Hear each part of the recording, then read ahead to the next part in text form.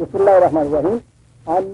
الانفال، انفال لفظی اعتبار سے نسل کی جمع. ہمارے یہاں تو نسل یہ ہو گئے نا کہ یہ جو کرتے ہیں ہر نماز کے بعد بھی جو نسل ہوتے ہیں عام طور پہ نسل بھی پڑھتے ہیں اور ایک خاص بھی مقام ہوتا ہے نسل پڑھنے.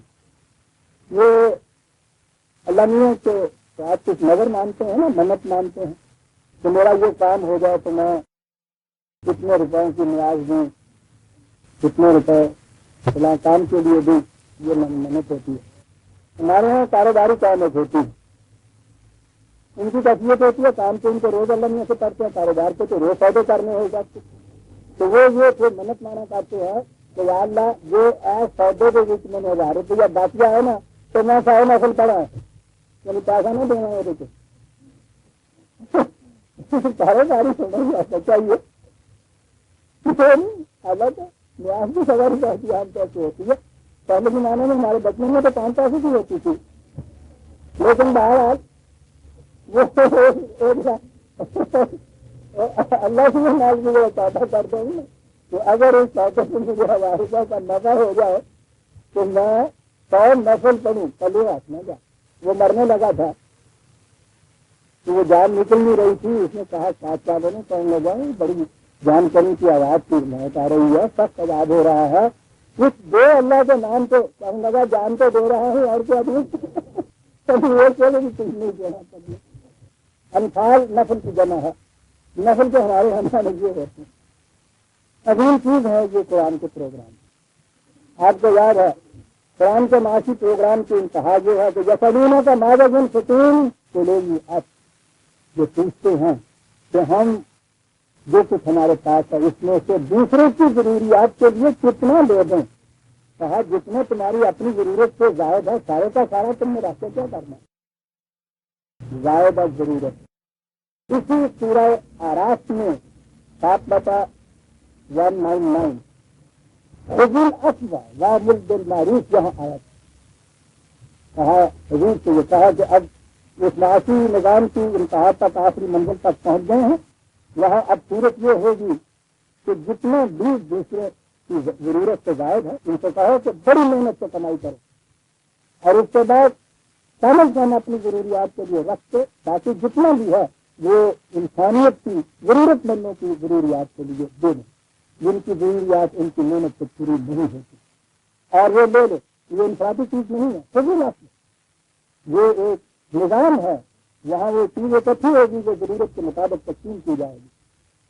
یہ جو زائد ہوتا ہے نا کسی ضرورت سے کسی طرح سے کوئی چیز زائد جو ہوتی ہے ایک چیز تو واجب ہو جاتی ہے نا اور ایک ہوتی ہے اس سے زیادہ بڑھاتی کی چیز زائد کی چیز. اسے عربی زبان میں نسل کہتے ہیں. یہ وہی اصل ہے. میں سمجھتا ہوں کہ یہ چیز جو وہاں کہی گئی تھی نا کہ زائدہ ضرورت جو ہے وہ دے دینا چاہیے، اسی کے لیے یہ لفظ انفال آیا ہے. یہاں ہمارے یہاں عام طور پہ اس کے معنی مال غنیمت سے کیے جاتے ہیں. میں سمجھتا ہوں یہ صحیح نہیں کیونکہ اسی صورت میں ذرا آگے چل کے غنیمت کا لفظ الگ آیا ہے اور ایک دفعہ نہیں بے شمار مقامات کے قرآن میں غنیمت کا لفظ آیا ہے. وہ مال غنیمت اور ہے. میدان جنگ میں دشمن کا مال جو ہاتھ آ جائے وہ مال غنیمت ہوتا ہے. اس کے لیے احکام بھی اور ہیں.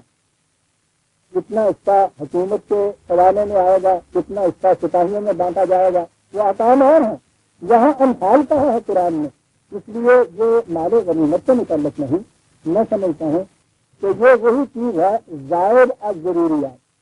دو شکلیں ہو سکتی ہیں، یا تو یہ کہ مرکز اور صوبوں کے درمیان جو معاشی فیصلے ہیں ان میں ہو سکتا ہے کہ صوبوں کے کی تعبیر میں ہم کچھ بجٹ دے دیں، ان سے کہیں کہ اپنی ترقیاتی پروگرام ان کے تعبیر ان کے اس خط میں سے تم کرتے رہو. سال کے بعد بجٹ کے آخر میں جا کے وہاں سے جو بچ جائے وہ بھی انفال میں داخل ہوگا اور یہ افراد کے پاس ان کی ضروریات سے جو زائد ہوگا وہ بھی انفال میں داخل ہوگا. کہا یہ یسلونہ کا انل انفال، یہ اس سے پوچھتے ہیں تم سے کہ جو ضرورت سے زائد چیز بچ جائے ہمارے پاس وہ کس کا مال ہے. کہا کل الانفال للہ والرسول، قرآن میں جہاں بھی اللہ رسول آتا ہے عزیزان من وہ مرکز اسلامی حکومت کا ہے. جو بھی اسلامی حکومت یاد رکھیے مسلمانوں کی حکومت نہیں اسلامی حکومت اس میں بڑا فرق.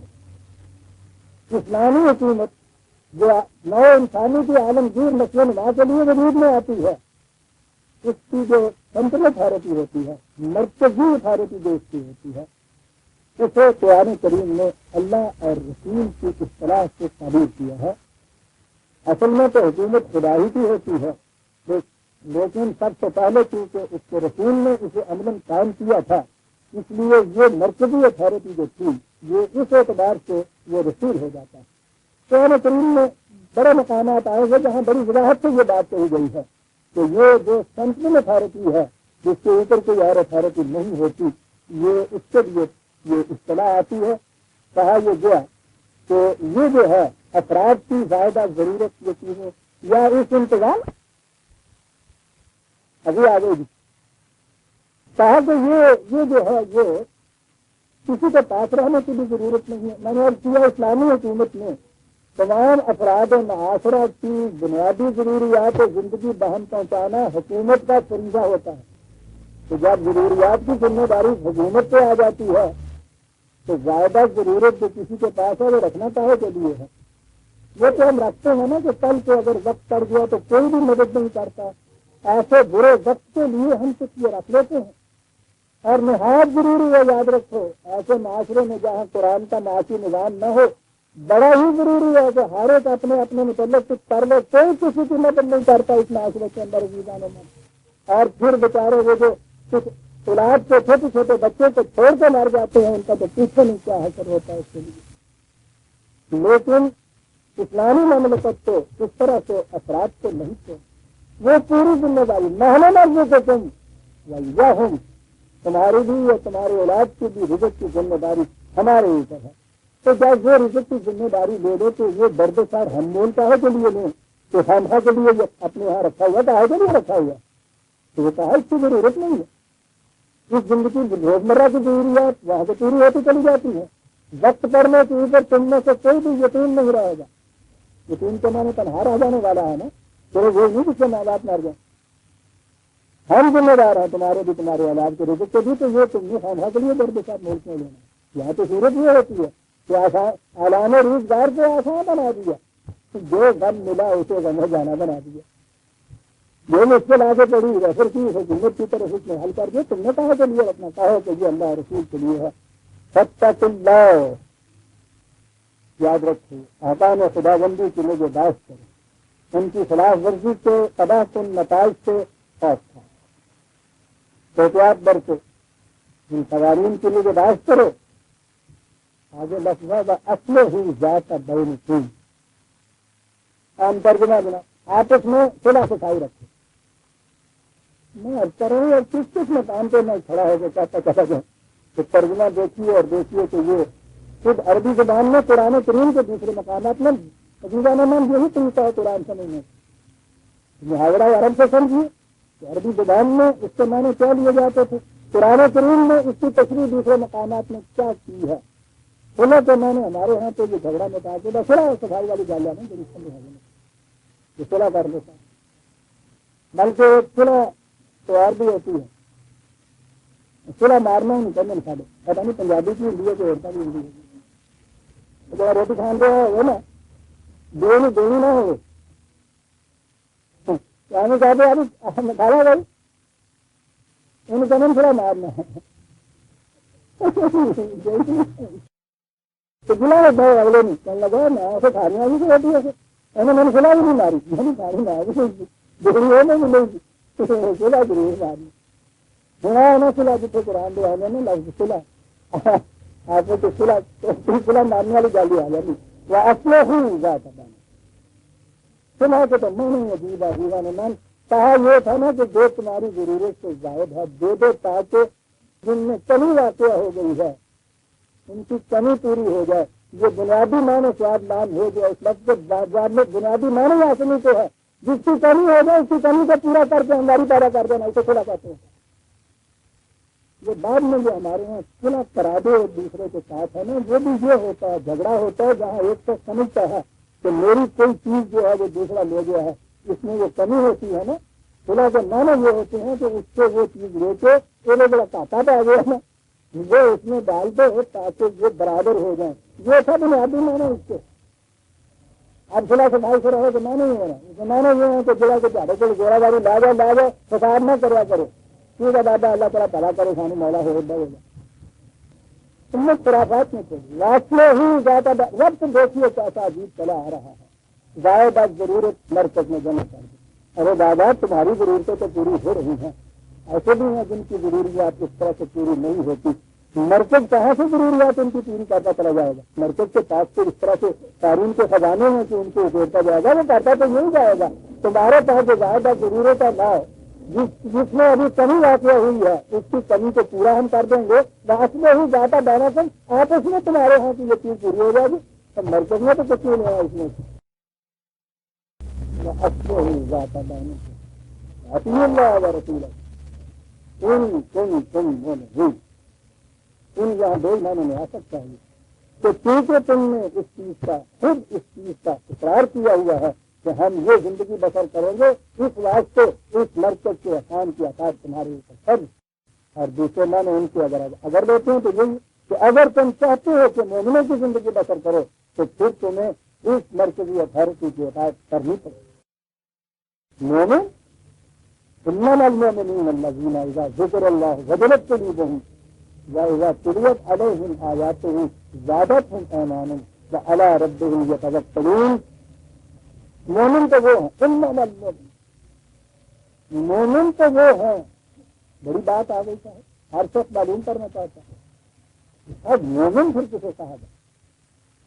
بات یہاں دو تین آیتوں کے اندر آئی ہے، تفصیل اس کی لمبی ہے، وقت 2-3 منٹ کے، اس لیے میں سمجھتا ہوں کہ رد قائم رکھنے کے لیے اسے آئندہ برسوں کا رکھتے ہیں، کیونکہ قرآن نے بڑے زور سے کہا انما المؤمنون، مومن تو ہوتے ہی ہوئے ہیں ساتھ، اگلی دفعہ ہم دیکھیں گے تو پھر مومن کون ہوتے ہیں، کنہیں کہا گیا ہے۔ آج ہم سورہ الانفال کی پہلی آیت تک رہے ہیں، دوسری آیت سے آئندہ ہم دے دیں گے۔ ربنا تقبل منا انک انت السمیع العلیم۔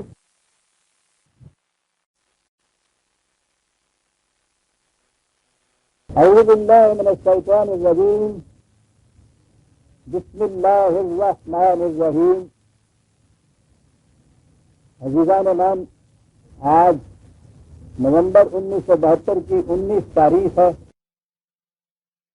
اور درس قرآن کریم کا آغاز سورہ الانفال کی دوسری آیت سے ہو رہا ہے، 8/2، 8/2 الانفال کی دوسری آیت۔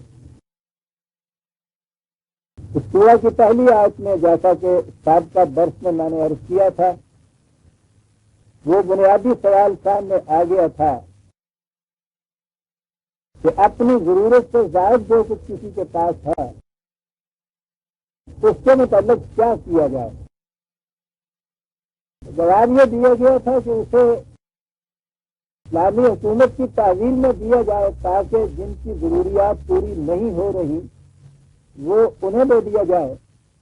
کسی نے اپنے پاس زائد از ضرورت رکھ کر کرنا کیا ہے؟ تو یہ اصول ہے بنیادی جو دیا گیا۔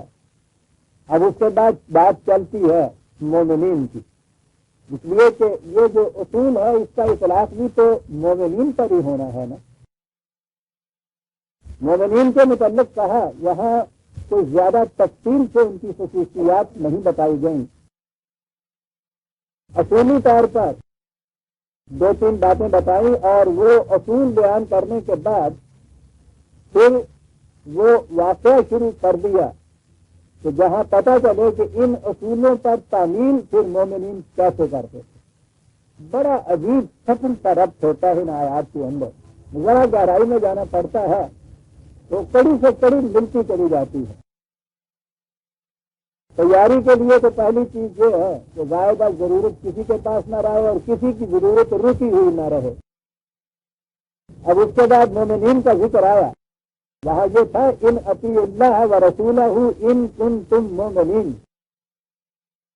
پہلی شرط تو یہی تھی کہ تم ان قوانین خداوندی کی اطاعت کرو کہ جن کا نفاذ اس مرکز سے ہوتا ہے جسے خدا اور رسول کہا گیا ہے.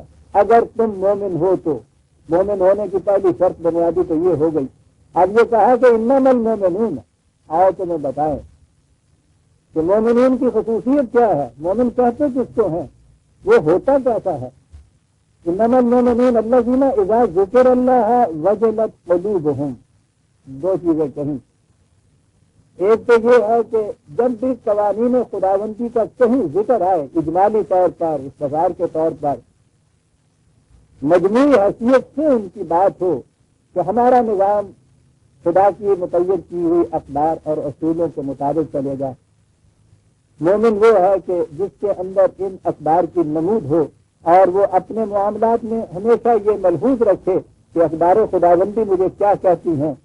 جب یہ اس قسم کا کہیں یوں تذکرہ ہو یا جو چیز جس وقت یہ چیز اس کے سامنے آئے، وجلت قلوبہم، عجیب لفظ ہے یہ. عام ترجمہ تو یہ ہوتا ہے کہ دل میں جھکاؤ پیدا ہوتا ہے یا نرم ہو جاتا ہے. دل کی نرمی یا دل کا گداز یہ وہ چیز ہے کہ جسے ہم کہتے ہیں کہ ریسپٹیو مائنڈ ہو جاتا ہے. پہلی چیز یہ ہے سائیکولوجیکلی کہ اس کا مائنڈ ریسپٹیو ہو جاتا ہے، بات سننے کے لیے اٹینٹو ہو جاتا ہے. دل میں ایک گداز پیدا ہوتا ہے، اس چیز کو تسلیم کرنے کے لیے ایک کیفیت پیدا ہوتی ہے. تفاوت نہیں رہتی، وہ سختی اس نہیں رہتی، سرکشی کا موڈ نہیں اس سے رہتا. یہاں سے وہ چیز آئے گی جس میں ہم کہیں گے جھکاؤ کا موڈ. اصل چیز یہی ہے کہ جب یہ چیز عمومی حیثیت سے بھی سامنے آئے کہ آؤ بھائی اسلامی نظام کے متعلق کچھ بات کریں، قوانین خداوندی کے متعلق دیکھیں ہم نے کیا کرنا، تو پہلی چیز ان کے یہاں یہ ہوتی ہے کہ ان کا موڈ ریسپٹیو ہو جاتا ہے، مائنڈ اس چیز کو قبول کرنے کے لیے کشادہ ہو جاتا ہے. اسی کو قرآن نے شرع صدر کہا ہے، سینے کا کھل جانا.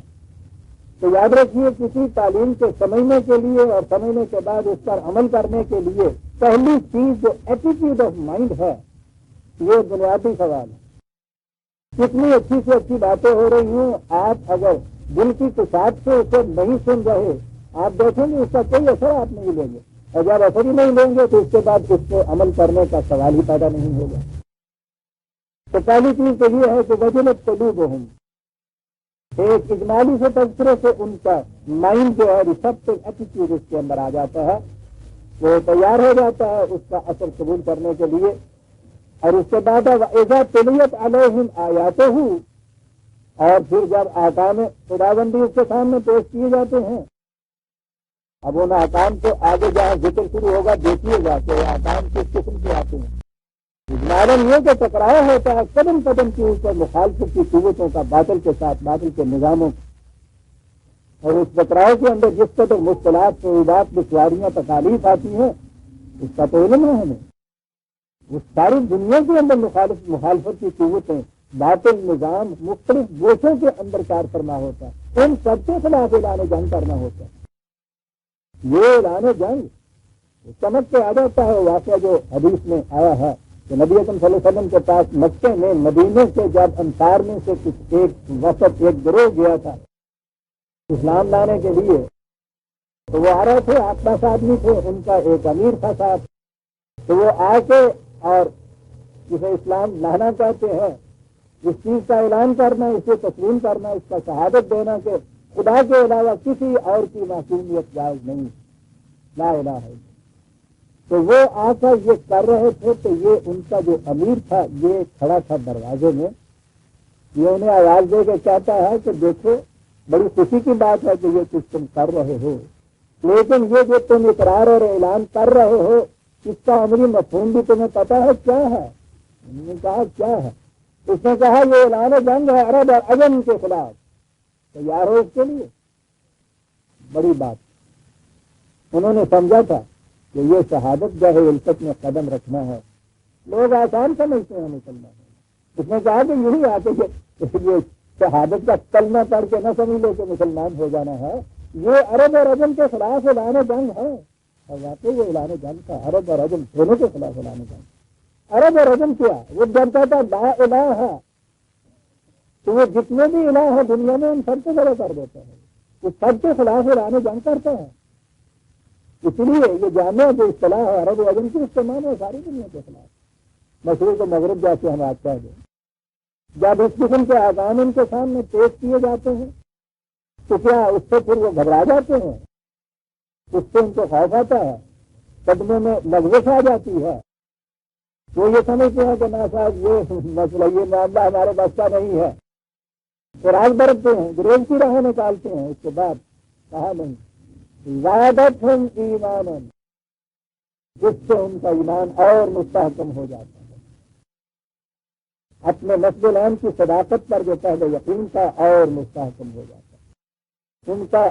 ان کا جو عزم تھا وہ اور راسخ ہو جاتا ہے. اور اس کے بعد ہے وہ علی ربہم یتوکلون، ان کو کانفیڈنس پیدا ہو جاتا ہے خدا کے قوانین کے اوپر، اور زیادہ کانفیڈنس پیدا ہو جاتا ہے. کانفیڈنس کا تو میں نے آپ کو بتایا تھا نا کہ وہ ہوائی جہاز سے وہ جو پیراشوٹ کی چھتری ہاتھ میں لے کے چھلانگ لگاتا ہے، آپ ذرا دیکھیے اس کا ایمان اور اس کا توکل.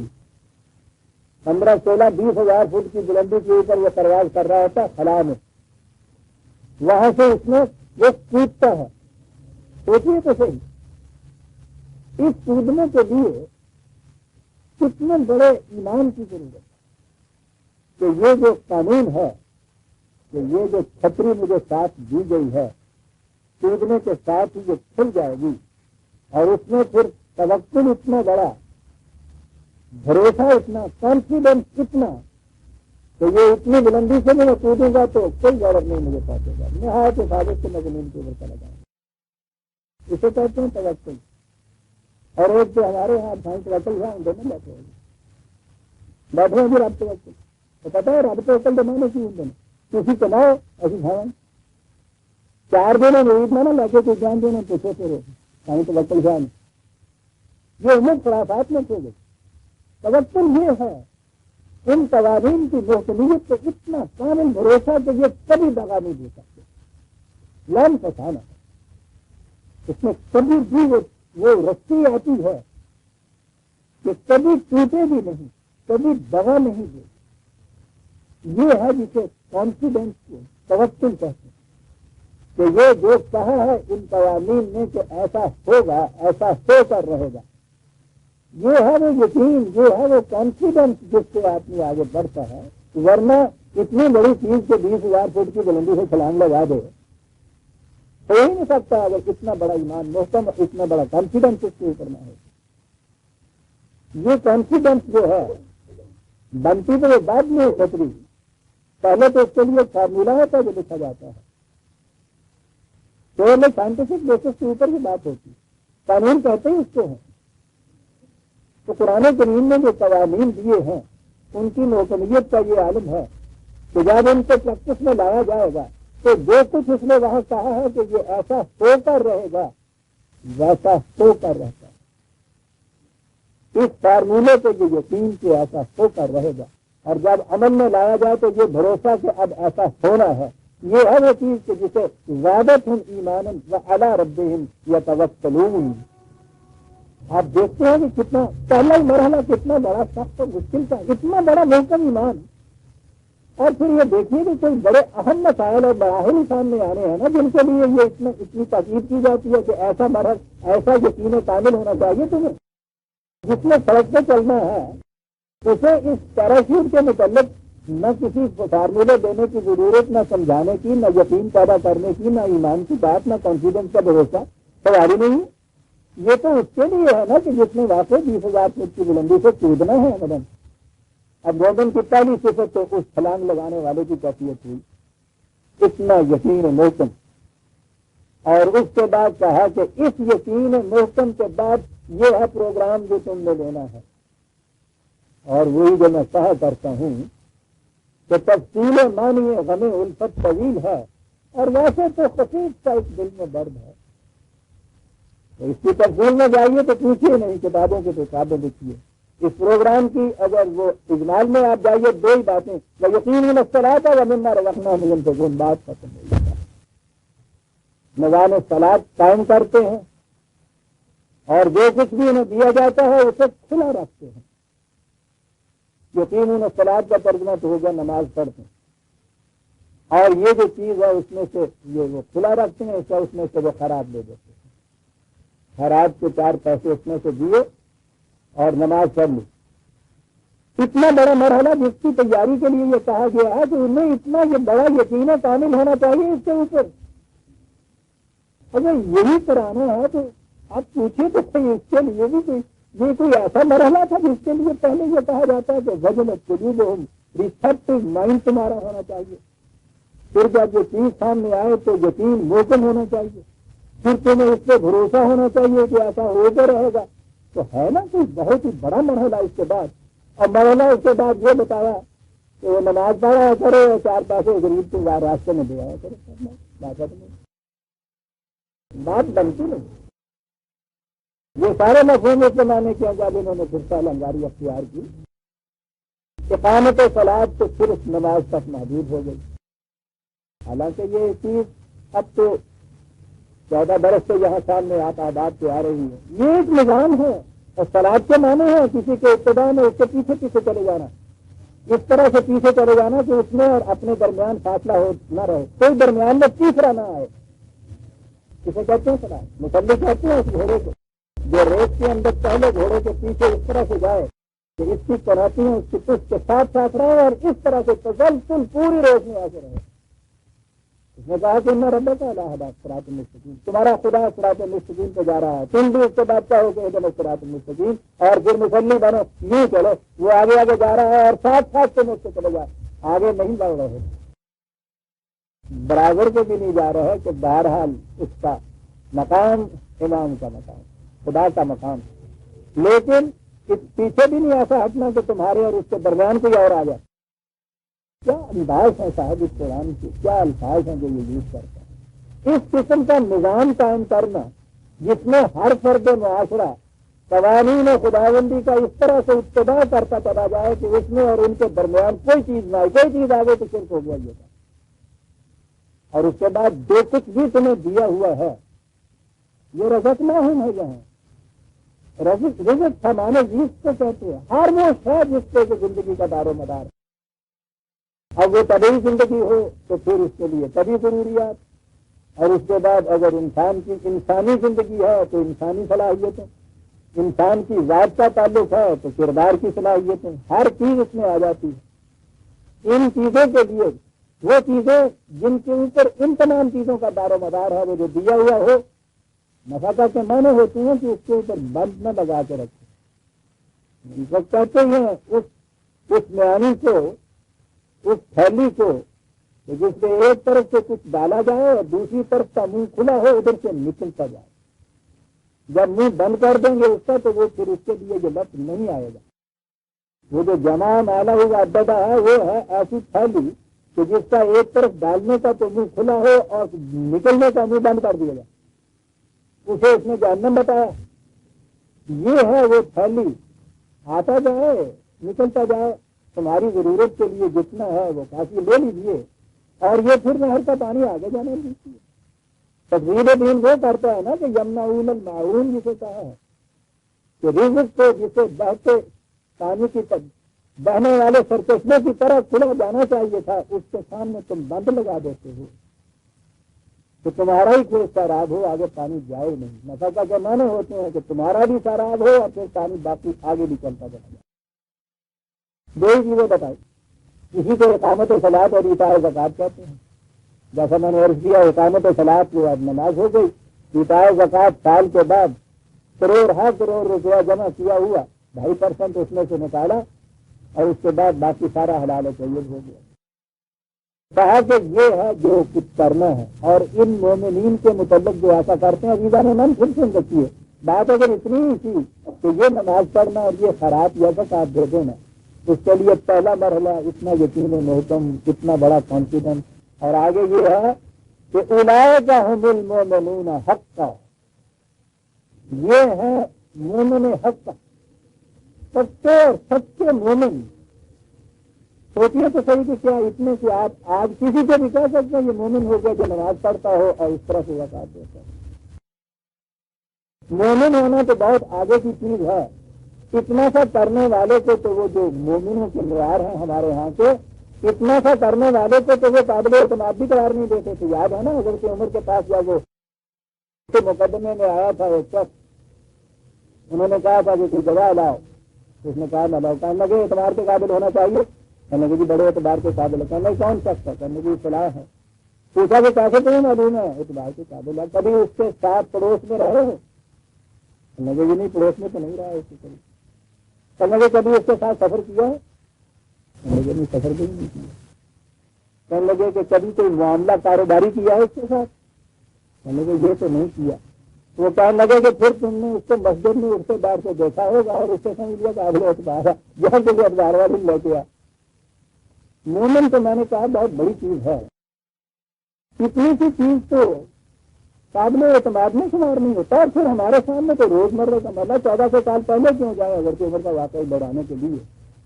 کیا آپ کہہ سکتے ہیں کہ جو 2 چیزیں پوری کرتے ہیں، نماز پڑھنے والے اور زکات دے دینے والے یا خیرات کرنے والے، کیا آپ کہہ سکتے ہیں کہ وہ واقعی مومن بھی نہیں ہے؟ ولایت کا مومن حق ہے.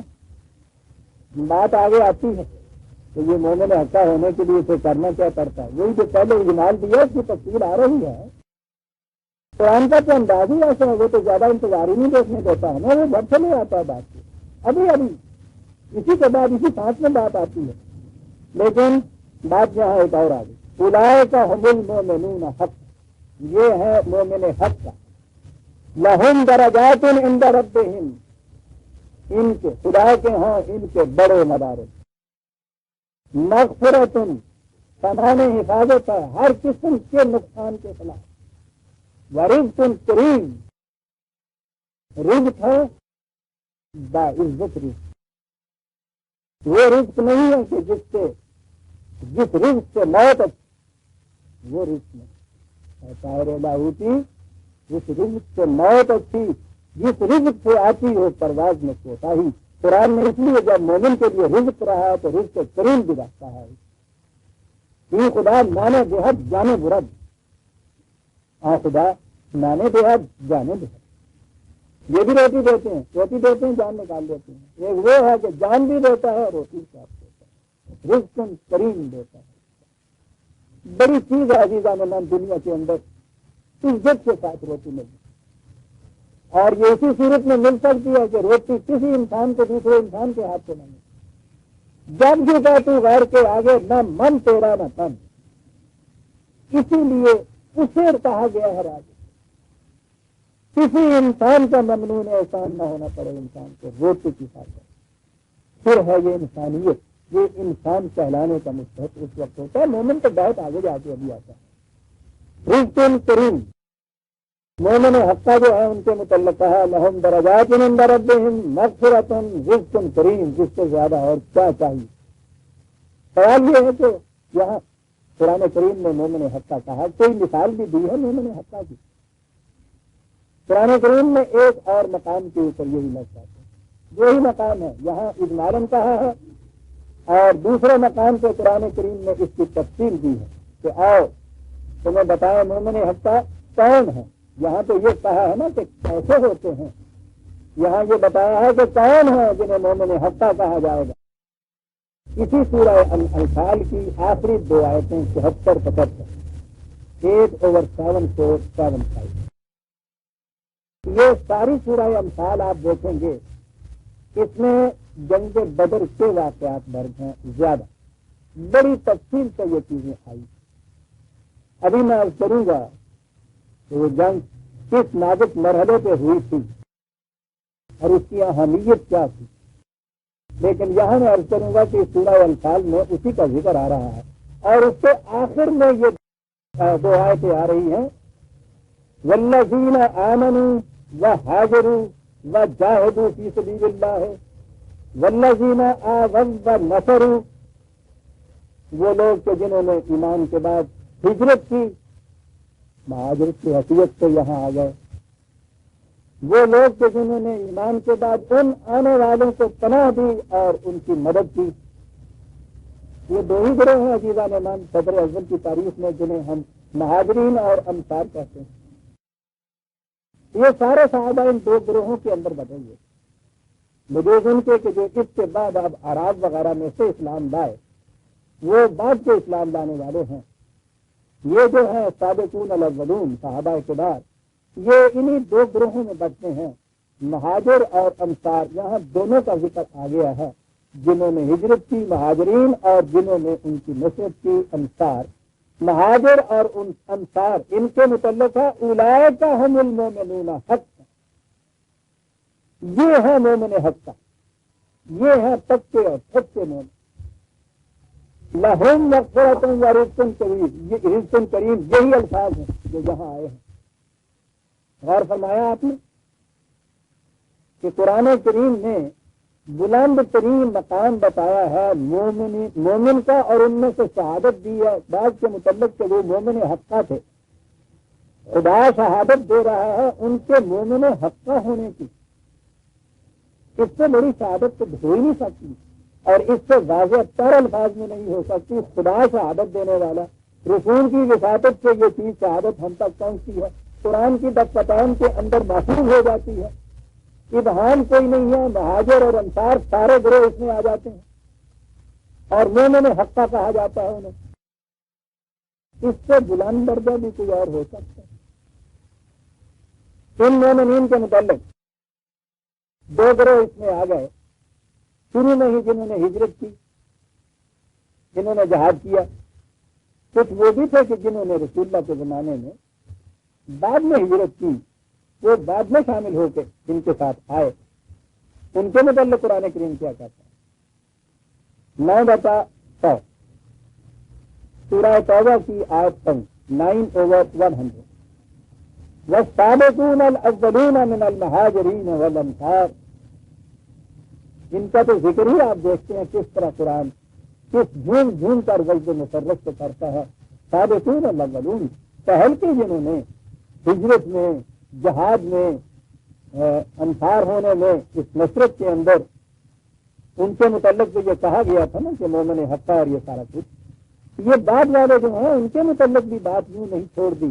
واتبعوہم بإحسان، اور پھر جو ان کے بعد بھی حسن کارانہ انداز سے اسلام میں اسی طرح سے واتبعوہم، بالکل ان کے اتباع میں اسی طرح سے وہ بھی اسلام لائے، ان سب کے متعلق کہا رضی اللہ عنہم ورضوا عنہ، نہ انہیں خدا سے کوئی شکایت رہی، نہ خدا کا ان کے خلاف سے گلا۔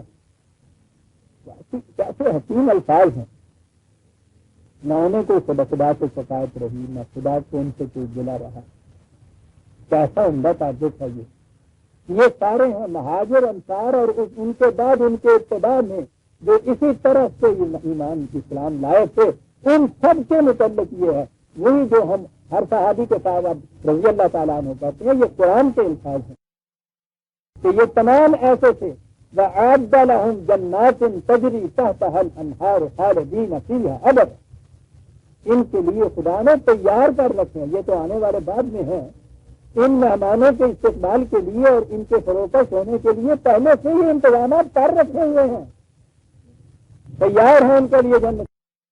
ذالک الفوز العظیم، کتنی بڑی اچیومنٹ ہے یہ جو کسی سے حاصل ہو جائے۔ آپ دیکھیے عزیزان من، ان کے اندر جنہیں ہم صحابہ کبار کہتے ہیں، پورا گروہ اس کے اندر آ جاتا ہے۔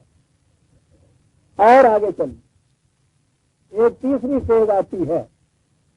اس دوران میں مخالفین سے بڑی جنگیں ہوئیں، قریش مکہ نے بڑی مخالفت کی، ان کے خلاف بڑی لڑائیاں ہوئیں، آخر میں فتح مکہ ہوئی، اور فتح مکہ کے بعد یہ لوگ بھی اسلام لائے۔ اب یہ دیکھیے قرآن کریم کس طرح سے یہ سٹیجز بیان کر رہا ہے۔ یہ پہلے تو السابقون الاولون کہا قرآن، اور میں عرض کر دوں کہ یہ السابقون الاولون ہونا جو ہے کسی تاریخ کا، یہ واقعی بڑا بلند مقام ہے۔ یعنی جو سب سے پہل کرتا ہے اس کے سامنے تو سوائے مشکلات، دشواریوں کے، مخالفتوں کے، تزاحم کے، تصادم کے کچھ اور ہوتا ہی نہیں، اور ابھی اس تحریک کے نتائج بھی سامنے نہیں آئے ہوتے۔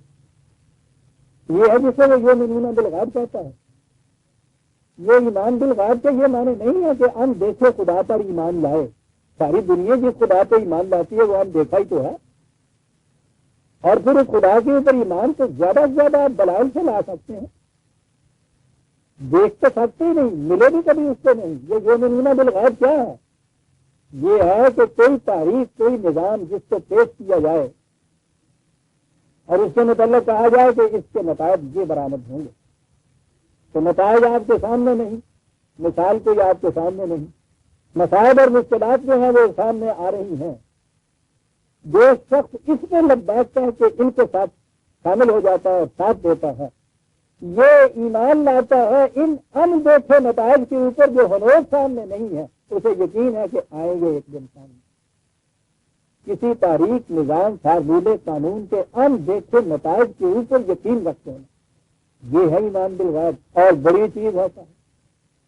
جیسا کہ میں سمجھایا کرتا ہوں، ہمارے ہاں تو یہ کیفیت تھی کہ یہ ہمارے ہاں عام طور پہ کھیتوں میں، یہ پنجاب میں بھی گیہوں کی پیداوار اور کوئی 20 من 25 من زیادہ سے زیادہ کی ایکڑ ہوتی تھی۔ یہ کچھ عرصہ پہلے جب یہ میکسیکو کا بیج لائے ہیں تو اس کے متعلق یہ کہا گیا کہ صاحب اگر اس کو اس طریقے سے بویا جائے گا 100 من 125 من 150 من تک اس کا جھاڑ ہوگا۔ مزاج کرتے تھے ذمہ دار، ہنستے تھے، 100 من ایکڑ کا کبھی سنا بھی ہے باپ دادا سے؟ جو بتایا جاتا تھا وہ کے ساتھ اس عام گیہوں کے بونے میں اور اس کے بونے میں بڑی دشواریاں، بڑا زیادہ پانی دینا پڑتا تھا، ملائیاں کرنی پڑتی تھی، کھاد نئی قسم کی ڈالنی پڑتی تھی، یہ سب کچھ ہو رہا تھا۔ زمیندار تیار نہیں ہوتا تو کہتا تھا وہ پتا نہیں دیکھتے بلادوں بی آیا تو اس میں کھاد آئی آگے سب سچائی ناش نہ ہو جائے۔ پھر وہ جو وسیع سے 30 دور ناش ان کے یہاں سب تو نہیں تھا، وہ دیکھا ہے یہ سب کہنے کی باتیں، کچھ نہیں ہوتا۔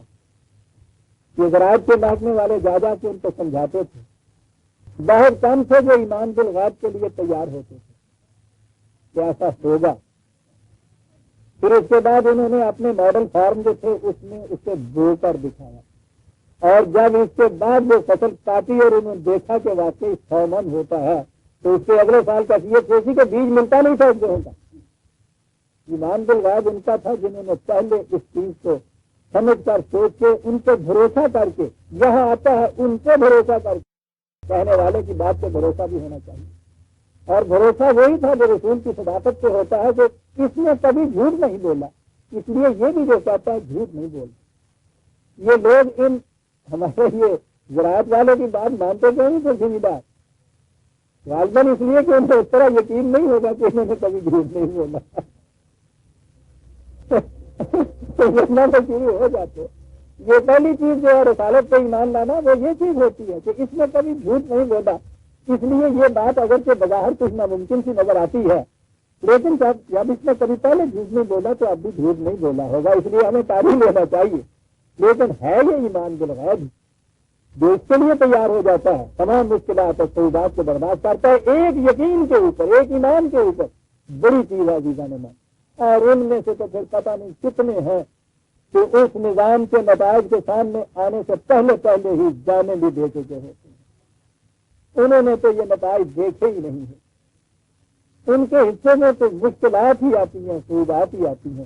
سوچیے تو صحیح، یہ فتح مکہ تک کی جو جنگیں اتنی ہوئی، کم از کم 82 کے قریب غزوات اور یہ جنگیں تھیں، شہیدات وغیرہ، چھوٹی چھوٹی جھڑپیں اور بڑی بڑی جنگیں، یعنی ساری زندگی ان کی اس میں گزر گئی۔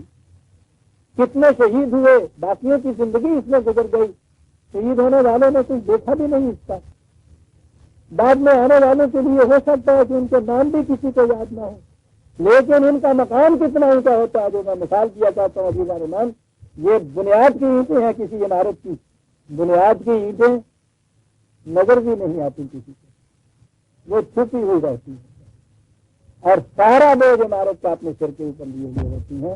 کبھی نیچے سے یہ نہیں کہتی کہ تم جو آگے عمارت کے سامنے کھڑے ہو کے کہتے ہو محراب کتنی خوبصورت بنائی اس نے، گنبد کیسا اعلیٰ درجے کا ہے، دیواریں آپ دیکھیے کتنی مستحکم ہے، نقش و نگار بھی کیسے عمدہ ہیں۔ انہوں نے کبھی نیچے سے یہ نہیں کہا کہ یہ بھی کہو کہ اس کی بنیاد کتنی مستحکم ہے۔ ان کو اس کی ضرورت نہیں ہوتی، لا نريد منكم جزاء ولا شكورا، ہم تو تم سے کوئی بدلہ تو ایک طرف شکریہ کے بھی متمنی نہیں ہے۔ بنیاد کی اینٹیں وہ ہوتی ہیں عزیزان ایمان، آنے والے نظام و تاریخ کا سارا بوجھ اپنے کندھے پہ لیے ہوئے، ہر ایک کی نگاہوں سے اوجل، کوئی اس کی تعریف بھی نہیں کرتا۔ یہ ہوتے ہیں السابقون الاولون. کہا کہ یہ جو ہے السابقون الاولون بہت بڑا درجہ. بہرحال ان کے بعد بھی آنے والے اتباع بإحسان نہایت خلوص کے ساتھ اس کارانہ انداز سے آنے والے پھر ان کے ساتھ شامل ہوئے. انہوں نے بھی ہجرت کی, انہوں نے بھی جہاد کیا, بڑا مقام ان کا بھی, ان کے بعد بھی آئے. کہا کہ یہ ٹھیک ہے. لا یستوی منکم من انفق من قبل الفتح وقاتل. یہ ٹھیک ہے کہ جو اس نظام کے نتائج مرتب ہونے سے پہلے جنہوں نے یہ ساتھ دیا, سب کچھ خرچ کیا, جانیں بھی دیں, اور وہ کہ جنہوں نے اس کے نتائج دیکھنے کے بعد قبول کیا. کہا ان دونوں میں فرق تو ضرور, یقیناً فرق ہے ان دونوں. کہا فرق ضرور ہے. اولئک اعظم درجۃ من اللہ, اعظم درجۃ من الذین انفقوا من بعد وقاتل. ان کے مدارج ان کے مقابلے میں جو بعد میں آئے ہیں یقیناً بلند مدارج ہیں, ہونے چاہیے تھے بلند مدارج. لیکن یہ جو بعد میں آئے ہیں کیا بس یہ کنڈم ہو گئے کہ ان کا کیا ہے؟ نہیں تھا. وَكُلًّا وَعَدَ اللَّهُ الْحُسْنَىٰ. خدا کے جو خوشگوار وعدے ہیں وہ ان سب کے لیے. یہ تو اندر آنے کے لیے مختلف طریقے ہیں, مختلف اس کے لیے مدارج ہیں. ان سب کے لیے وعدہ حسنہ ہے. واللہ بما تعملون خبیر. اس لیے ان کے اعمال کو ہم جانتے ہیں. یہ بھی کوئی منافقت سے نہیں آ رہا ہے. ٹھیک ہے, تو اس لیے کہنے کی یہ بھی آئے. کہنے کی بات یہ بھی عزیزان من کہ یہ پورا دور قرآن کریم کا السابقون الاولون, ان کے بعد آنے والے اور یہ فتح مکہ کے بعد والے بھی جتنے بھی ہیں, ان سب کے متعلق قرآن نے یہ کہا. اس پورے گروہ کو ہم صحابہ کہتے ہیں. رسول اللہ صلی اللہ علیہ وسلم کی زندگی آخری زندگی تک جنہوں نے بھی اس طرح سے اسلام قبول کیا ہے وہ صحابہ ہے. اور ان کے متعلق یہ قرآن کی شہادت ہمارے پاس موجود ہے. خدا شہادت دے رہا ہے, قرآن کے اندر یہ موجود ہے.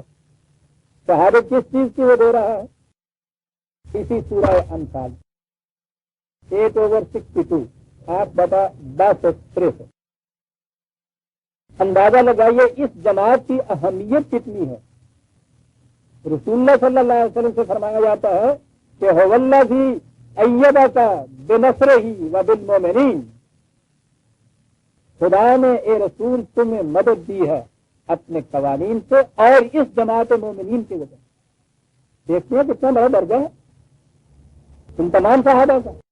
یہ کیفیت اللہ بین قلوبہم, ان کی کیفیت یہ ہے کہ ان کے دلوں کے اندر خدا نے ایک دوسرے کی خلقت ڈال دی ہے.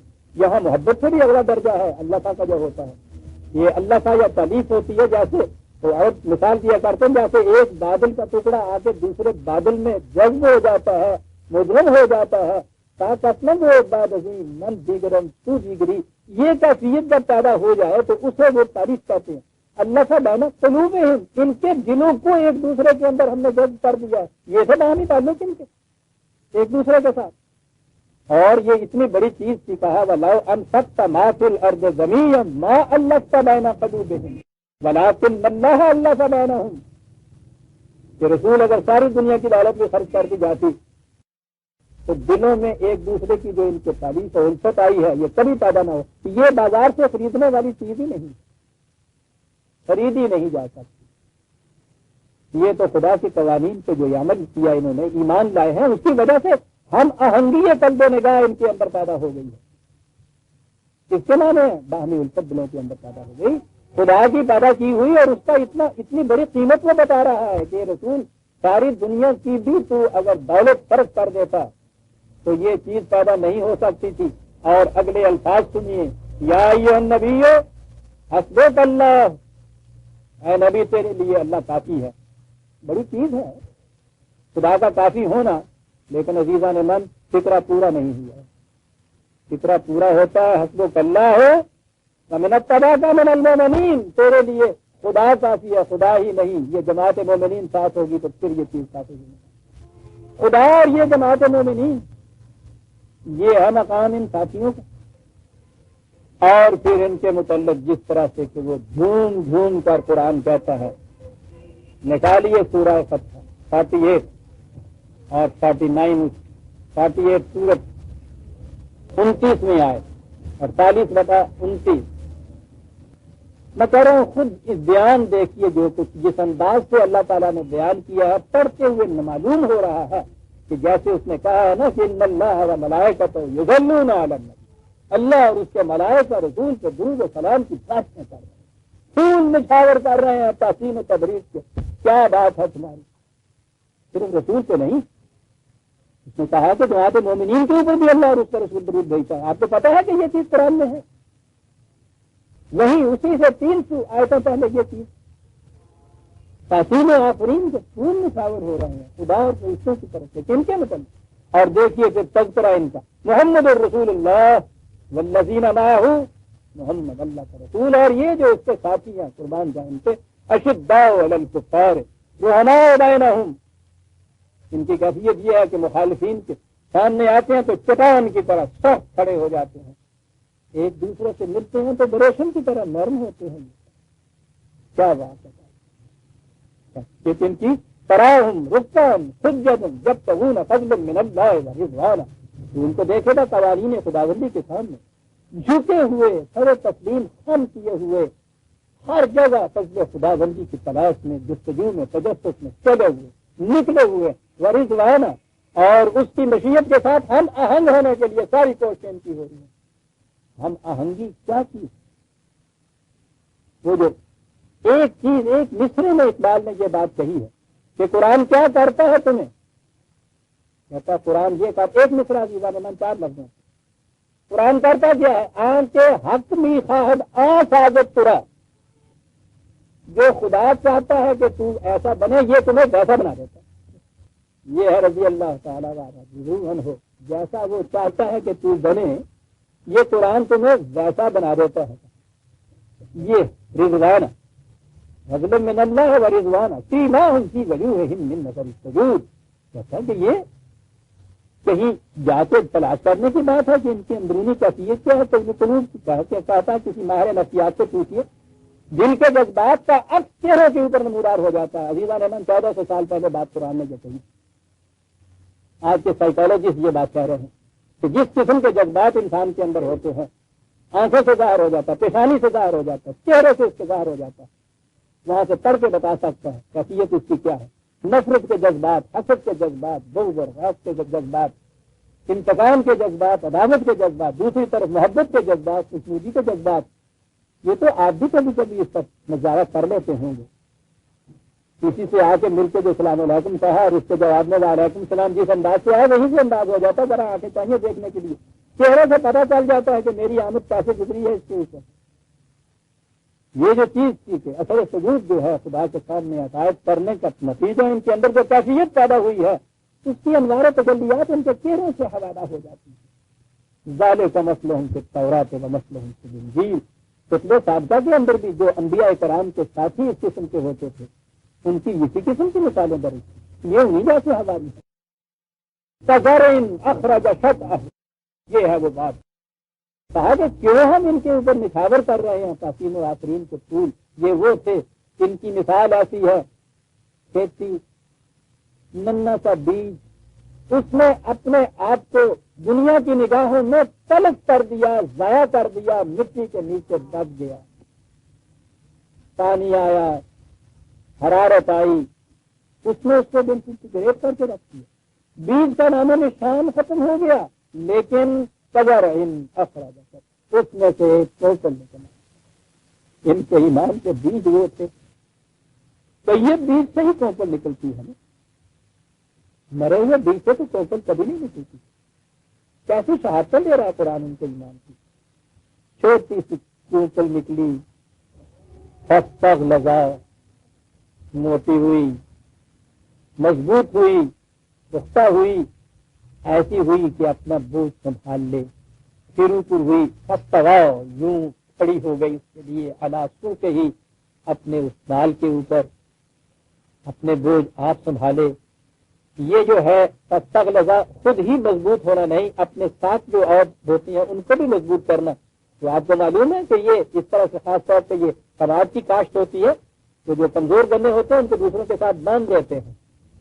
کسی کو احسان کہتے ہیں نا، دوسروں کی کمزوری کا جتنی کمی رہ جائے کسی میں اسے پورا کر کے اپنے ساتھ ملا لینا. فاستغلظ فاستویٰ علی سوقہ، یوجب الذرہ علیہ، اور اس کھیتی میں جب پھر پھل آتا ہے، فصل آتی ہے، کسان اس کے دیکھ کر وجد مسرت سے جھوم اٹھتا ہے، اور اس کے مخالف جو ہے ان کے سینوں پہ سب لوٹنے لگ جاتے ہیں۔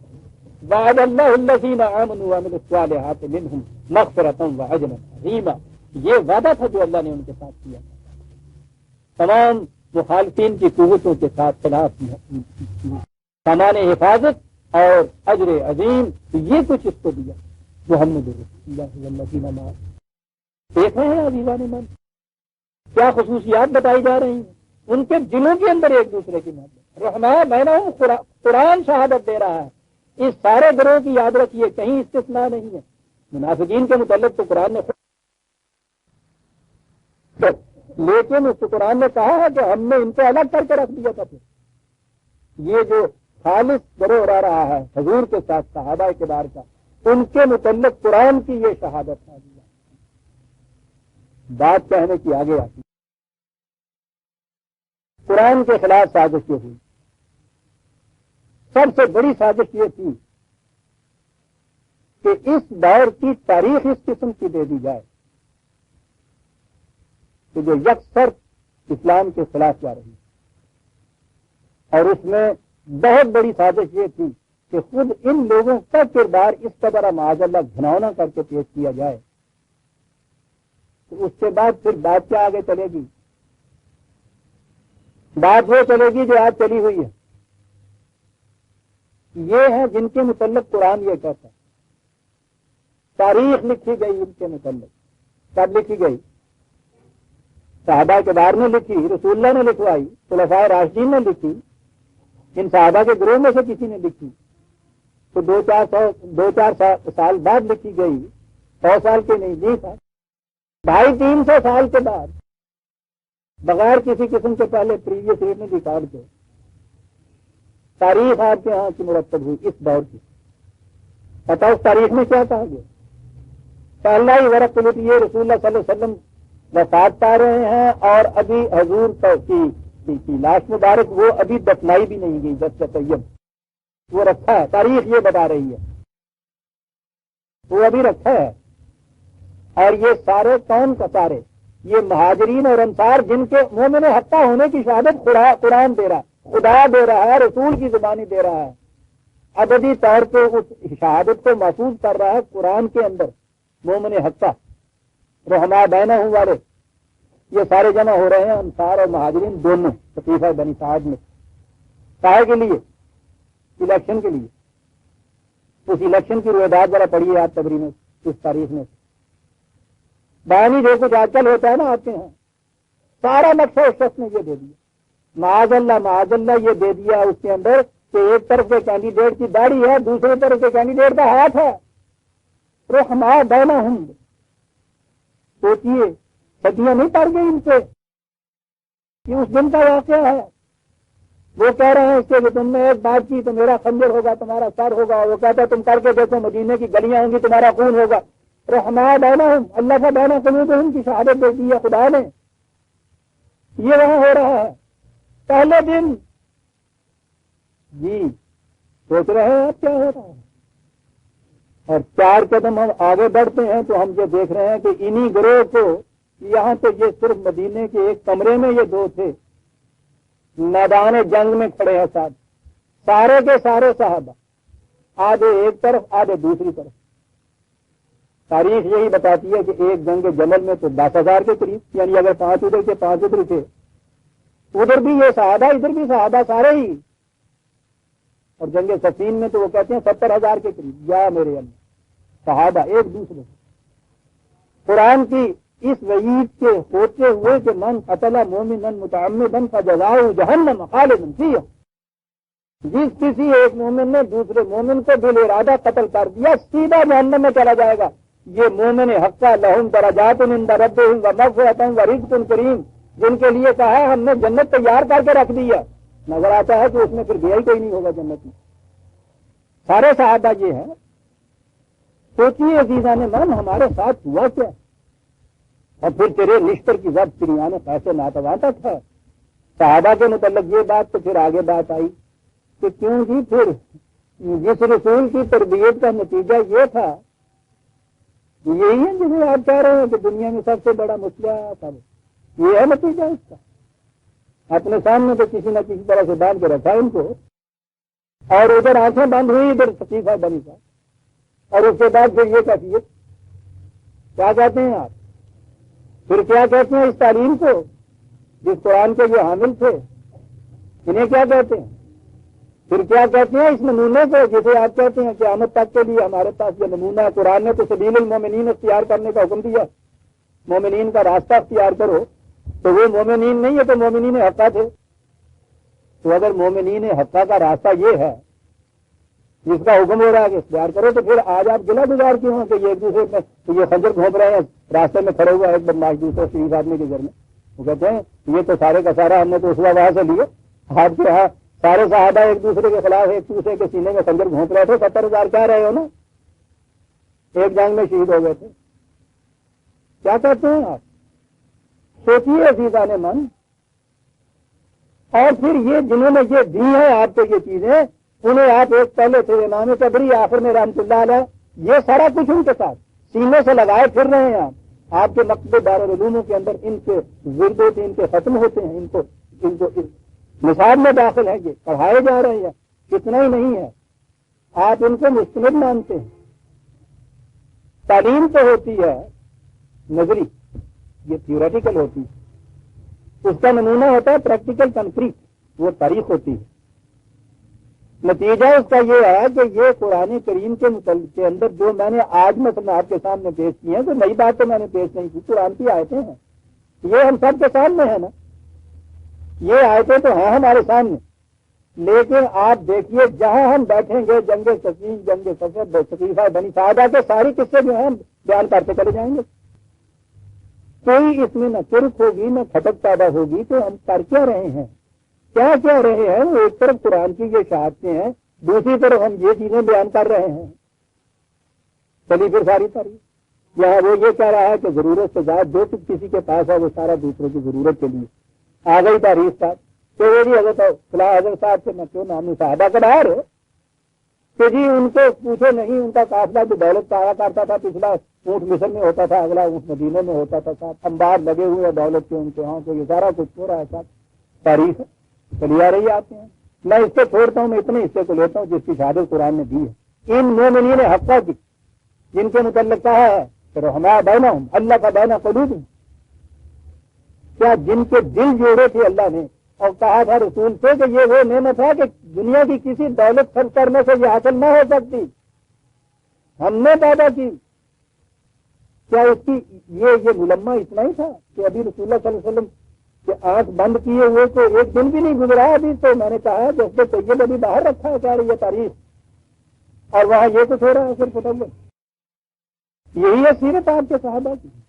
اور ان میں تو پھر یہ انصار اور مہاجرین خاص طور پہ اس میں لکھا ہے، اس صحیفہ بنی سعادہ میں نہ بھی لکھا ہو تو یہ جنگیں ساری جتنی ہوئی ہیں ان میں یہ 3 گروہ ہوں گے نا جن کا میں نے ابھی ذکر کیا، السابقون الاولون، پھر وہ کہ واتبعہم بإحسان، پھر وہ جو فتح کے بعد آئے جن کے متعلق قرآن نے کہا کلا وعد اللہ الحسنى، یہ سارے آ گئے نا اس میں، اور یہ سارے آپ نے کھڑے کر دیے میدان جنگ میں لاکھ، آدھے ایک طرف آدھے ایک طرف،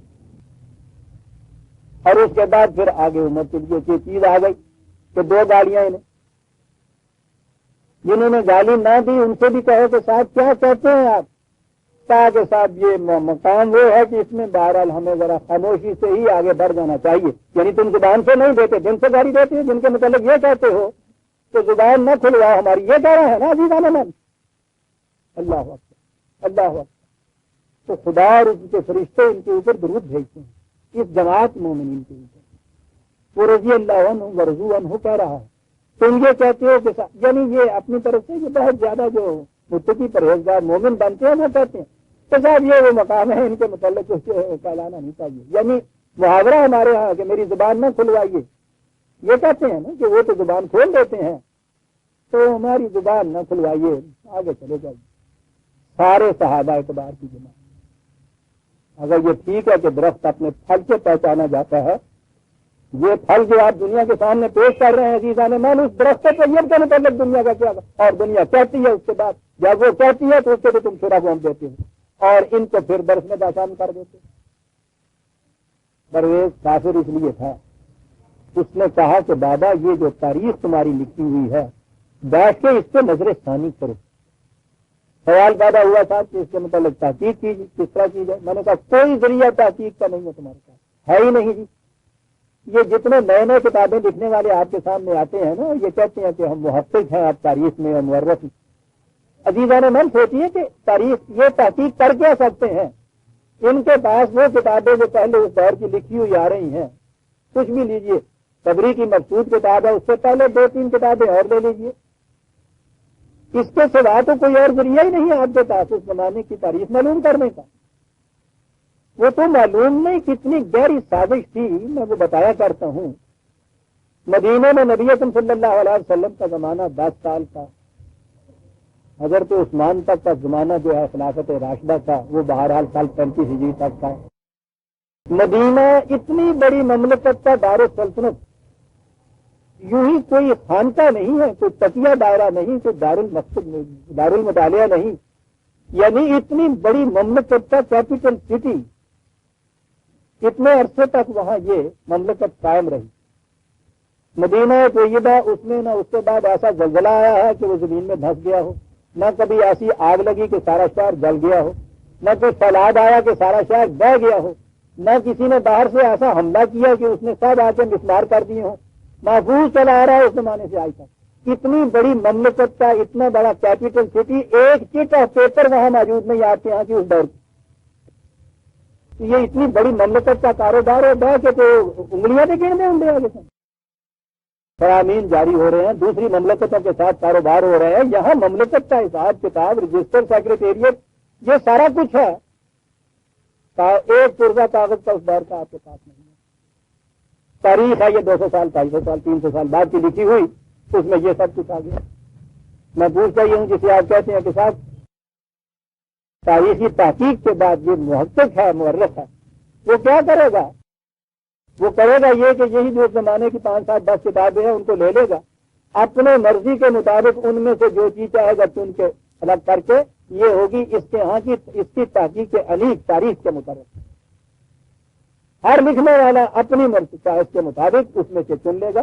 اور تاریخ تو نیپولین کے الفاظ میں وہ کہتا تھا children play box of word, وہ بچوں کے پاس ہوتا ہے نا اے بی سی اس بہت سے اکٹھے کیے ہوئے، تو انہوں نے ورڈ بنانا ہوتا ہے. واٹر، اس میں سے WATER اس میں لکھا، اس میں فائر بنانا ہے FIR. وہ کہتا ہے اس ڈبہ تاریخ کے ڈبے میں سے جس قسم کا لفظ بنانا چاہے اس قسم کے حرف مل جاتے. یہ آپ کے پاس پرانے ڈبے چلے آ رہے ہیں. ہر نیا محقق ان میں سے اپنی مرضی کے مطابق واقعات چن لیتا ہے، ایک نئی چیز آپ کو پیش کر دیتا ہے. بہت بڑے عالم تھا، پوچھیے تحقیق تو ذریعہ تحقیق تو کوئی نہیں آپ کے پاس ہے نہیں. تو اب یہاں آپ کھڑے ہو گئے تو پھر میں کیا کہتا ہوں؟ میں اتنی سی بات کہتا ہوں کہ بعد میں آنے والوں کے متعلق ہمیں کچھ واسطہ نہیں. تل کا امت ان کا خلط لہا ماں کا سبق والا تم ماں کا سب فلا تسألون عما كانوا يفعلون. یہ لوگ چلے گئے اپنے اپنے وقتوں میں، جو کر گئے ان کا معاملہ ان کے ساتھ، تمہارا معاملہ تمہارے ساتھ. تم سے ہم پوچھیں گے نہیں انہوں نے کیا کیا. تو ایک بعد والوں کی تاریخ کے متعلق تو یہ اہمیت ہو گئی ہماری. یہ جو ہے جن کو اس نے اولئک هم المؤمنون حقا کہا ہے، یہ انصار اور مہاجرین اور جن کو صحابہ کہا ہے، ان کے بعد آنے والے وہ فتح مکہ کے بعد کے ہیں، پہلے کے ہیں، رسول اللہ کے زمانے کے، جن کے متعلق یہ کہا ہے کہ رحماء بینہم، ان کے متعلق چونکہ قرآن نے شہادت دی ہے کہ یہ مومن حقہ تھے اور مومن حقہ کی صفات قرآن میں دی ہوئی ہیں. تو میں یہ کہتا ہوں کہ اس تاریخ میں یہ دیکھو کہ جو باتیں ان صحابہ کے بعد محمد رسول اللہ والذین معہ تک، بس اس میں جو باتیں ایسی ہیں جو مومن کے شایان شان ہیں اور ان کی طرف منسوب ہیں، انہیں کہو کہ یہ صحیح ہو سکتی کیونکہ قرآن کی شہادت کے مطابق. اور اگر ایسی باتیں ہیں جو ایک مومن کے شایان شان نہیں اور تاریخ میں ہے، کہو کہ یہ تاریخ کا بیان غلط ہے. اس لیے کہ اگر اسے ہم صحیح مانتے ہیں تو قرآن کے بیان کی تکذیب کرتے ہیں ہم کہ یہ جھوٹ بولتا ہے معاذ اللہ. یہ ہے معیار ویزا نے من صرف اس دور کی تاریخ مرتب کرنے. یوں مرتب کی جائے گی، اور اس کے لیے بڑا مٹیریل آپ کو ملتا ہے۔ نبی اکرم صلی اللہ علیہ وسلم کی سیرت طیبہ میں بھی تاریخ کی روح سے جو بیان مرتب کی ہیں لوگوں نے، آپ کو پتا کس قسم کی اس میں رتب عادت ہے؟ یہ سارے یورپ کے معاندین انہیں تاریخوں سے حضور کے خلاف اتنے اعتراضات ہو جاتے ہیں، ساری چیزیں تاریخ میں آتے ہیں، حدیث کی کتابیں بھی ہوں گی، تاریخ کی کتابیں بھی ہوگی، یہ ساری تاریخ ہی ہے حقیقت میں۔ امام بخاری نے خود اپنی کتاب کا نام اس دور کی تاریخ رکھا ہے۔ میں نے اس میں یہ سیرت کی کتاب ابھی تک لکھی ہے، معراج انسانیت نبی اکرم صلی اللہ علیہ وسلم۔ میں نے بنیاد یہ رکھی، خود قرآن کریم میں حضور اور آپ کے ساتھیوں کے متعلق اتنا کچھ موجود ہے کہ ان کی سرخی یا عنوانات جو میں کہوں گا وہ تو اسی سے مرتب ہو جاتے ہیں، قرآن سے ہی۔ میں نے یہ اٹیمپٹ کی اور وہ موجود ہے کتاب آپ کے سامنے، 500 صفحے کی آج بھی ہے، پہلا ایڈیشن تو 900 صفحے کا تھا۔ قرآن کریم کی آیات جو ہیں وہ عنوانات ہیں، اور اس کے نیچے اسی تاریخ سے واقعات میں نے لیے ہیں۔ میرے پاس اور کون سا ذریعہ تھا، لیکن وہ واقعات لیے ہیں جو اس کے مطابق ہیں جو قرآن نے کہا ہے، اور جو اس کے خلاف جاتے ہیں میں نے لکھ لیا ہے کہ یہ سچے نہیں ہو سکتے کیونکہ قرآن کے خلاف ہے۔ سیرت کی ایک پوری کتاب 500 صفحے کی بڑی جلد کی مرتب ہو گئی، اور اس قسم کی اور ہو سکتی ہے۔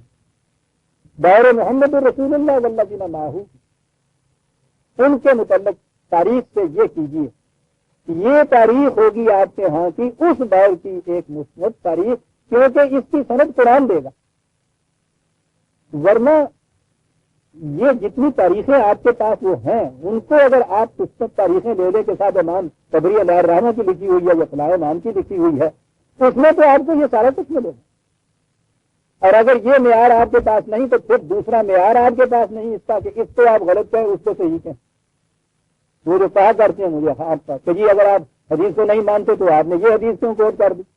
ارے سوچو تو صحیح کہ میں کیا کہتا ہوں، تم نے خود فیصلہ کر لیا نا حدیث کو نہیں مانتا۔ میں کہتا یہ ہوں کہ کوئی حدیث کے مجموعوں کے اندر کوئی ایسی حدیث جو قرآن کے خلاف جاتی ہو، جس سے رسول اللہ صلی اللہ علیہ وسلم کی سیرت داغدار ہوتی ہو، میرے نزدیک وہ رسول اللہ کی حدیث نہیں ہے۔ یہ نہیں میں رسول اللہ کی حدیث میں نہیں مانتا، میں اس کے متعلق کہتا ہوں کہ وہ ہے نہیں رسول اللہ کی۔ کیوں نہیں ہے سر؟ اس لیے کہ رسول اللہ کے متعلق قرآن کی شہادت ہے کہ حضور قرآن کے مطابق حضور کی سیرت تھی۔ تو حدیث یا تاریخ میں کوئی بات ایسی جو حضور کی طرف منسوخ کی جائے اور وہ اس سیرت کے خلاف ہے جو قرآن نے دی ہے، ہم کہیں گے کہ غلط ہے۔ عزیزہ نے من ایک تبری کیا 10,000 تبری، ایک بخاری کیا کتنے بخاری اور ان کی کتابیں، وہ ایک طرف، قرآن کی شہادت ایک طرف۔ قرآن کی شہادت کے خلاف اگر ان لوگوں میں سے 1000 کے متعلق بھی یہ کہنا پڑے کہ ان کو غلط فہمی ہو گئی یا انہوں نے غلط لکھ دیا ہے، آسمان نہیں ٹوٹ پڑے گا ابوالکلام آزاد کے الفاظ میں۔ لیکن یہ چیز کہ جو بات حضور کی سیرت کے خلاف جائے، صحابہ کے اوپر داغدار ان کی سیرت کو کرے، قرآن کی شہادت کے خلاف جائے، اسے وہاں سے ماننا جو ہے قرآن کی تکذیب ہے، قرآن کی تردید آپ کرتے ہیں۔ ایمان ہم قرآن پہ لانے کے لیے مکلف ہے، کسی تبری کے اوپر نہیں، کسی بخاری پہ نہیں۔ پوچھا یہ جائے گا ہم سے کہ ہم نے ان کے متعلق جو کہا تھا کہ یہ مومن حقہ ہیں، تم نے جو ان کے متعلق یہ دل میں خیال یا عقیدہ رکھا کہ یہ ایسے انہوں نے کام کیے جو مومن تو ایک طرف عام شریف انسانوں کے لیے کی سیرت کے کریکٹر کے خلاف ہوتے ہیں، ہماری اس شہادت کے خلاف تم نے یہ کیوں مانا؟ کیا اس وقت تبری چھڑا لے گا آپ، یا یہ کہہ کہ آپ بچ جائیں گے کہ صاحب میں نے تو یہ تبری والی بات جو ہے یہ کی؟ وہ کہے گا کہ ہم نے کہا تھا کہ ہم تم سے یہ پوچھیں گے نہیں، تبری نے کیا کہا؟ اس قرآن کو تھا نا ایمان دوبارہ، تھا نا قرآن میں ہم نے یہ لکھا ہوا، پھر کیوں مانا تم نے؟ اتنی سی بات ہے عزیزاں نے۔ تو اس دور کی تاریخ جو ہے وہ نئے سرے سے مرتب کرنی ہے قرآن کو بنیاد بنا کر، کیونکہ اس نے کہا ہے اولئک هم المؤمنون حقا لهم درجات عند ربهم ومغفرۃ ورزق کریم۔ یہ ہے عزیزان من مسلک میرا حضور کی سیرت، صحابہ اکبار کی سیرت کے متعلق، ہماری تاریخ کے متعلق، قرآن کی شہادت کے متعلق۔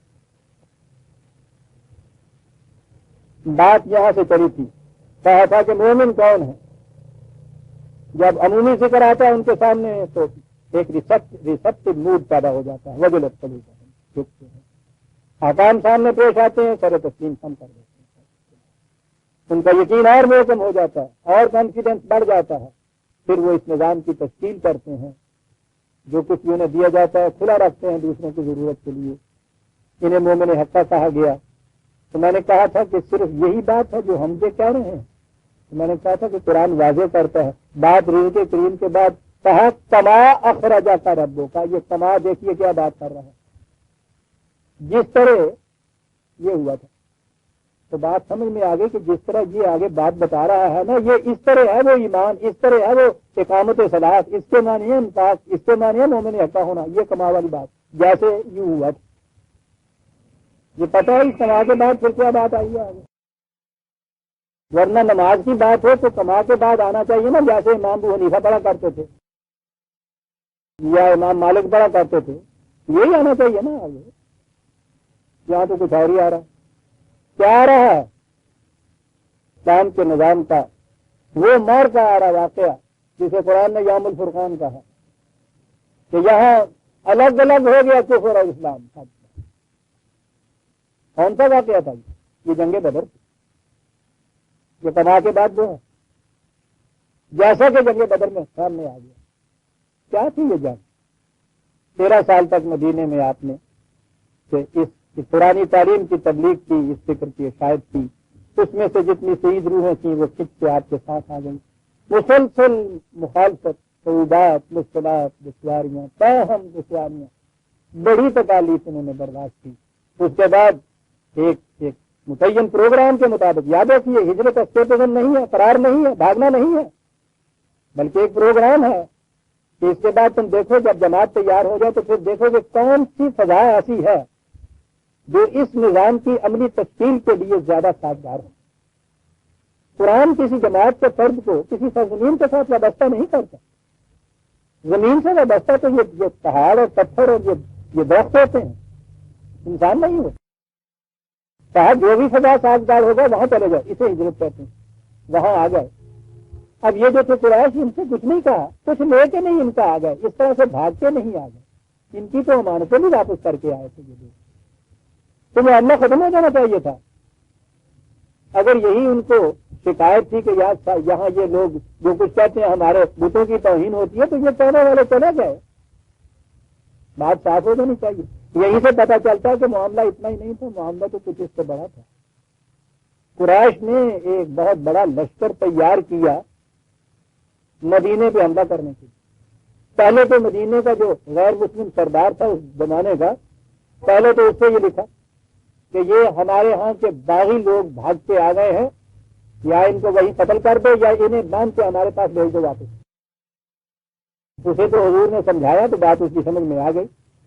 اس نے یہ نہیں کیا تو اس کے بعد وہاں سے ایک لشکر جگہ اس زمانے کا عزیزہ نے من, جو ہم 1000 کہتے ہیں, آج تو کچھ ہے نہیں, اس دور کے اندر یہ بڑی چیز.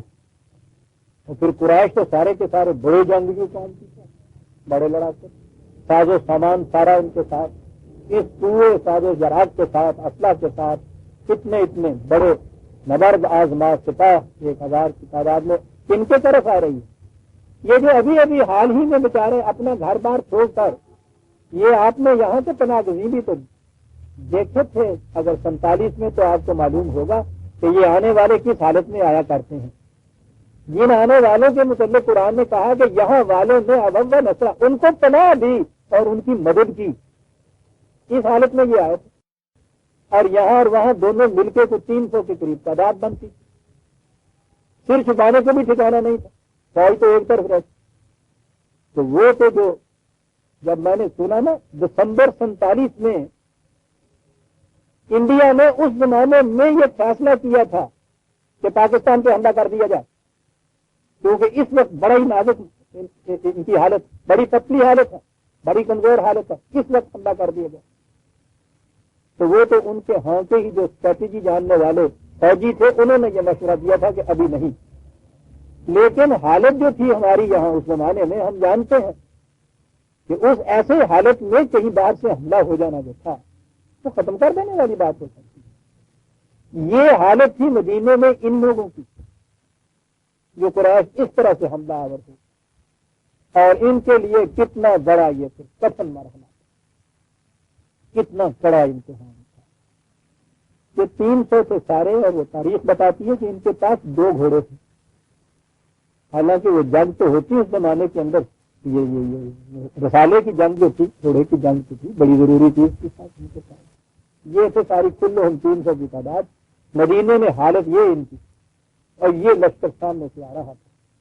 سوچیے تو صحیح، وہ جو واقعہ تاریخ میں بیان ہوا ہے نظر آ رہا ہے کہ وہ حقیقت میں وہ حدیث بڑی صحیح ہے کہ جب یہ میدان میں آ کے کھڑے ہو گئے، یہ 300 کی متاع جتنی تھی کائنات میں ساری ایک جگہ اکٹھی کر دی اس رسول نے، تو انہوں نے دیکھا کہ ایک طرف حضور کھڑے ہیں، لہٰذا آج بھی سے خدا کے حضور دعا مانگ رہے ہیں۔ کیفیت یہ ہے جذب و کافی کے رضا مبارک کندھے سے گری گری جا رہی ہے۔ کیا یہ رہے ہیں؟ خدا کائنات کو یہ دیکھ، آج اس پوری کائنات میں تیرا نام لینے والی یہ 313 کی جماعت ہے۔ میں آخری نبی ہوں، بعد میں نبی نہیں کوئی آنا، یہ آخری جماعت ہے تیری۔ اگر اس میدان میں یہ ختم ہو گئی تو پھر قیامت تک تیرا نام لینے والا کوئی نہیں ہے۔ اس سے پتہ چلتا ہے اس کی اہمیت ہے، اور ٹھیک بات، آخری نبی کی آخری امت ختم ہو جائے، کیا دعا تھی جو نکلی تھی، پھر جس طرح مستجاب کر کے دکھایا صحابہ کی جماعت میں، یہ تھا وہ واقعہ جس کے لیے خبر آئی کہ وہ آ رہے ہیں، ہجوم کر کے قریش کنڈے چلا آ رہا ہے۔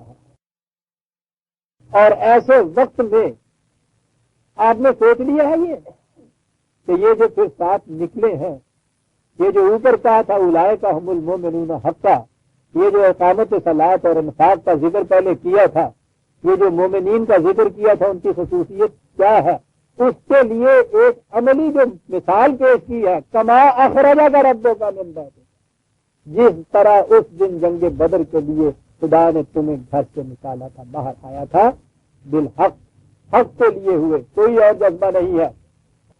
کہا یہ ہے وہ چیز جس سے کہ یہ پھر یہ مومن حقہ بنے تھے۔ کیا ہوا تھا؟ تفصیل آگے آئے گی، پوری صورت میں تفصیل آئے گی، یہ بڑی عجیب عجیب چیزیں آئیں گی، لیکن پھر اس تفصیل کو پھر آگے چل کے بیان کروں گا، اس لیے کہ آج مجھے ایک اعلان بھی کرنا ہے، اور اس کے لیے میں نے 2-4 منٹ آپ سے مستعد مانگ لیے ہیں۔ ربنا تقبل منا انک انت السمیع العلیم، سورہ الانفال کی ایک ہی آیت ہم نے یہ لی ہے، میں دیکھ لوں، جی ہاں، سورہ 4، 2، 3، 4 آیتیں ہم نے لے لی ہیں، 5ویں آیت سے ہم آگے شروع کریں گے، اور اسی کے متعلق مجھے یہ اعلان کرنا ہے۔